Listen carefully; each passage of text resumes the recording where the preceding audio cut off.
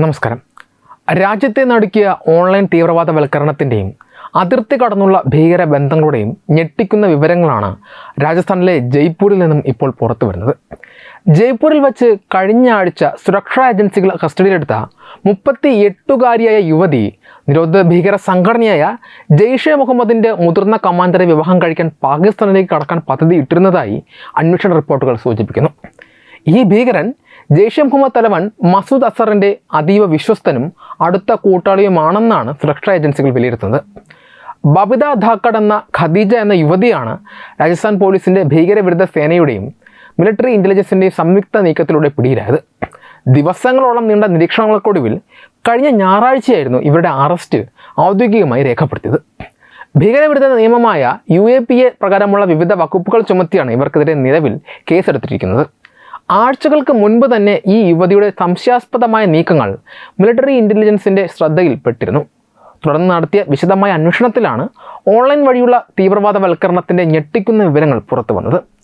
Social media പ്ലാറ്റ്ഫോമുകളിലൂടെയും മറ്റ് virtual മാർഗങ്ങളിലൂടെയും യുവതി പൂർണ്ണമായും തീവ്രവാദ ചിന്താഗതികളിലേക്ക് ആകർഷിക്കപ്പെടുകയായിരുന്നുവെന്ന് ഉദ്യോഗസ്ഥർ വ്യക്തമാക്കുന്നു. ഇൻ്റർനെറ്റ് വഴിയുള്ള നിരന്തരമായ സമ്പർക്കത്തിലൂടെ ഒരു മുസ്ലിം മതപ്രഭാഷകൻ ഇവരെ വൈകാരികമായി ചൂഷണം ചെയ്യുകയും തുടർന്ന് ഇസ്ലാം മതത്തിലേക്ക് പരിവർത്തനം നടത്തുകയുമായിരുന്നു എന്നാണ് അന്വേഷണ സംഘം അവകാശപ്പെടുന്നത്. കേവലം ഒരു വിവാഹം എന്നതിനുമപ്പുറം വലിയൊരു ഭീകര ശൃംഖലയുടെ ഭാഗമായി ഈ യുവതി മാറുകയായിരുന്നുവെന്നും നേപ്പാൾ വഴി പാകിസ്ഥാനിലേക്ക് കടക്കാനായിരുന്നു ഇവരുടെ നീക്കമെന്നും അധികൃതർ വിശ്വസിക്കുന്നു. അതിർത്തി കടന്ന് പാക് മണ്ണിലെത്തി ഭീകര സംഘടനയുടെ കേന്ദ്രങ്ങളിൽ ചേരുന്നതിനായുള്ള കൃത്യമായ പദ്ധതികൾ ഇവർ തയ്യാറാക്കിയിരുന്നു. ഈ അറസ്റ്റോടെ രാജ്യത്ത് വർദ്ധിച്ചു വരുന്ന ഓൺലൈൻ തീവ്രവാദവൽക്കരണത്തെക്കുറിച്ചുള്ള ആശങ്കകൾ വീണ്ടും ശക്തമായിരിക്കുകയാണ്.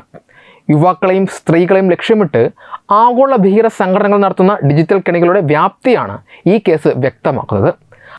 അതിർത്തി കടന്നുള്ള ഭീകര ബന്ധങ്ങളും ഡിജിറ്റൽ ലോകത്തെ സ്വാധീനവും രാജ്യസുരക്ഷയ്ക്ക് എത്രത്തോളം വലിയ ഭീഷണി ഉയർത്തുന്നത് എന്ന് ഈ സംഭവം അടിവരയിടുന്നു. പിടിയിലായ യുവതിക്ക് രാജ്യത്തിനകത്തോ പുറത്തോ മറ്റ് സഹായികളെ ലഭിച്ചിട്ടുണ്ടോ എന്നും സമാനമായ രീതിയിൽ മറ്റാരെങ്കിലും ഈ ശൃംഖലയുടെ വലയിൽ അകപ്പെട്ടിട്ടുണ്ടോ എന്നും അറിയാൻ സുരക്ഷാ ഏജൻസികൾ അന്വേഷണം ഊർജിതമാക്കിയിട്ടുണ്ട്. വരും ദിവസങ്ങളിൽ കൂടുതൽ ശാസ്ത്രീയമായ തെളിവ് ശേഖരണത്തിലൂടെ ചോദ്യം ചെയ്യലിലൂടെയും ഈ അന്താരാഷ്ട്ര ഭീകരബന്ധത്തിൻ്റെ കൂടുതൽ ചുരുളുകൾ നിവർത്താനാകുമെന്ന പ്രതീക്ഷയാണ് രാജസ്ഥാൻ ATSഉം മറ്റ് കേന്ദ്ര ഏജൻസികളും. ഭീകരവാദ സംഘടനകളുടെ പ്രവർത്തന ശൈലികളും അവരുടെ റിക്രൂട്ട്മെൻറ്റ് തന്ത്രങ്ങളും വിശകലനം ചെയ്യുമ്പോൾ കൃത്യമായ രാഷ്ട്രീയവും തന്ത്രപരവുമായ ലക്ഷ്യങ്ങളെ അടിസ്ഥാനമാക്കിയുള്ളതാണെന്ന് കാണാൻ സാധിക്കും. അതിർത്തി കടന്നുള്ള ഭീകരവാദ ശൃംഖലകൾ ഇന്ത്യയിലെ വിവിധ ജനവിഭാഗങ്ങളെ ലക്ഷ്യമിടുന്നത് ഒരേ ഒരു മാനദണ്ഡം വെച്ചല്ല, മറിച്ച് സമൂഹത്തിൽ പരമാവധി അസ്ഥിരതയും വർഗീയ ധ്രുവീകരണവും സൃഷ്ടിക്കുക എന്ന ലക്ഷ്യത്തോടെയാണ്. ഡിജിറ്റൽ യുഗത്തിൽ ഓൺലൈൻ മാധ്യമങ്ങളിലൂടെയും സോഷ്യൽ മീഡിയ പ്ലാറ്റ്ഫോമുകളിലൂടെയും നടക്കുന്ന തീവ്രവാദവൽക്കരണം അഥവാ റാഡിക്കലൈസേഷൻ വളരെ സങ്കീർണമായൊരു പ്രതിഭാസമാണ്. വ്യക്തികളുടെ വൈകാരികമായ ദുർബലതകൾ, ഏകാന്തത അല്ലെങ്കിൽ വ്യക്തിത്വ പ്രതിസന്ധികൾ എന്നിവയെ ചൂഷണം ചെയ്താണ് ഭീകരർ തങ്ങളുടെ വലക്കണ്ണുകൾ നീങ്ങുന്നത്. ഇതിനായി അവർ പ്രത്യേകമായി ഒരു സമുദായത്തെ മാത്രം ലക്ഷ്യമിടുന്നു എന്നതിനേക്കാൾ തങ്ങളുടെ തന്ത്രപരമായ നീക്കങ്ങൾക്ക് ഏറ്റവും അനുയോജ്യമായ സാഹചര്യങ്ങൾ എവിടെയാണെന്ന് നോക്കുകയാണ് ചെയ്യുന്നത്. ഇന്ത്യൻ പശ്ചാത്തലത്തിൽ ഭൂരിപക്ഷ സമുദായത്തിൽപ്പെട്ട വ്യക്തികളെ അല്ലെങ്കിൽ ഹിന്ദു പെൺകുട്ടികളെ തീവ്രവാദ ഗ്രൂപ്പുകൾ ലക്ഷ്യമിടുന്നതിന് പിന്നിൽ പ്രധാനമായും 2 തന്ത്രപരമായ കാരണങ്ങളാണുള്ളത്. ഒന്നാമതായി, ഇത് രാജ്യത്തിനകത്ത് വലിയ തോതിലുള്ള സാമൂഹികവും വർഗീയവുമായ ചേരിതിരിവ് ഉണ്ടാക്കാൻ അവരെ സഹായിക്കും.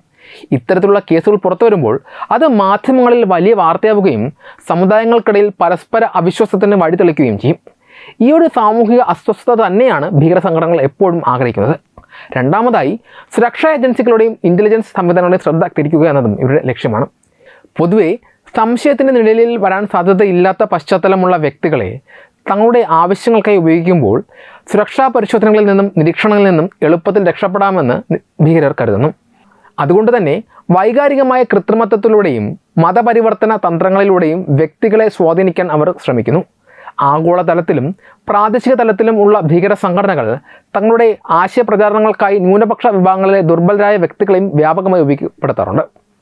ലോജിസ്റ്റിക് സഹായങ്ങൾ നൽകുന്നതിനും രഹസ്യ വിവരങ്ങൾ ശേഖരിക്കുന്നതിനും സന്ദേശങ്ങൾ കൈമാറുന്നതിനും അവർ വിവിധ തട്ടുകളിലുള്ള ആളുകളെ സ്വാധീനിക്കുന്നു. അതായത് ഭീകരവാദത്തിൻ്റെ റിക്രൂട്ട്മെൻറ്റ് രീതി എന്നത് തികച്ചും അവസരവാദപരവും ബഹുമുഖവുമാണ്. ആരെയാണോ എളുപ്പത്തിൽ ബ്രെയിൻ വാഷ് ചെയ്യാൻ സാധിക്കുന്നത്, ആരുടെ പശ്ചാത്തലമാണോ തങ്ങളുടെ പ്രഖ്യാപിത ലക്ഷ്യങ്ങൾക്ക് കൂടുതൽ പ്രയോജനപ്പെടുന്നത്, അവരെയൊക്കെയാകും ഈ ശൃംഖലകൾ കെണിയിൽപ്പെടുത്താൻ ശ്രമിക്കുക. ഡിജിറ്റൽ ഇടങ്ങളിലെ സുരക്ഷാ ബോധവൽക്കരണത്തിൻ്റെ അഭാവമാണ് ഇത്തരം സംഭവങ്ങൾ വർദ്ധിക്കാൻ പ്രധാന കാരണം. അപരിചിതരായ വ്യക്തികളുമായി സോഷ്യൽ മീഡിയ വഴി പുലർത്തുന്ന അതിരുകടന്ന സൗഹൃദങ്ങൾ പലപ്പോഴും വലിയ അപകടങ്ങളിലേക്കാണ് നയിക്കുന്നത്. മതപരമായ പ്രഭാഷണങ്ങളുടെയോ വൈകാരികമായ പിന്തുണയുടെയോ മറവിൽ ഒളിച്ചിരിക്കുന്ന യഥാർത്ഥ ചാരന്മാരെയോ ഭീകരരെയോ തിരിച്ചറിയാൻ പലർക്കും സാധിക്കാറില്ല. അതിനാൽ ഈ പ്രശ്നത്തെ രാജ്യസുരക്ഷയെ ബാധിക്കുന്ന വലിയൊരു സൈബർ ഭീഷണിയായിട്ട് വേണം വിലയിരുത്താൻ. എല്ലാ വിഭാഗത്തിൽപ്പെട്ട ജനങ്ങൾക്കിടയിലും ഡിജിറ്റൽ സാക്ഷരതയും സുരക്ഷാ മുൻകരുതലുകളും ശക്തമാക്കുന്നതിലൂടെയും കുടുംബങ്ങളിലും വിദ്യാഭ്യാസ സ്ഥാപനങ്ങളിലും കൃത്യമായ മാർഗ്ഗനിർദ്ദേശങ്ങൾ നൽകുന്നതിലൂടെയും മാത്രമേ അതിർത്തി കടന്നുള്ള ഇത്തരം ഡിജിറ്റൽ അജണ്ടകളെ ഫലപ്രദമായി പ്രതിരോധിക്കുവാൻ നമുക്ക് സാധിക്കുകയുള്ളൂ. ഈ വീഡിയോയെക്കുറിച്ചുള്ള നിങ്ങളുടെ അഭിപ്രായങ്ങൾ കമൻറ്റുകളായി രേഖപ്പെടുത്തൂ. വീഡിയോ ഇഷ്ടമായാൽ ലൈക്ക് ചെയ്യൂ, ഷെയർ ചെയ്യൂ. കൂടുതൽ വാർത്തകൾക്കായി നിങ്ങളുടെ ചാനൽ സബ്സ്ക്രൈബ് ചെയ്യൂ. വെബ് ഡെസ്ക് തത്വമൈ ന്യൂസ്.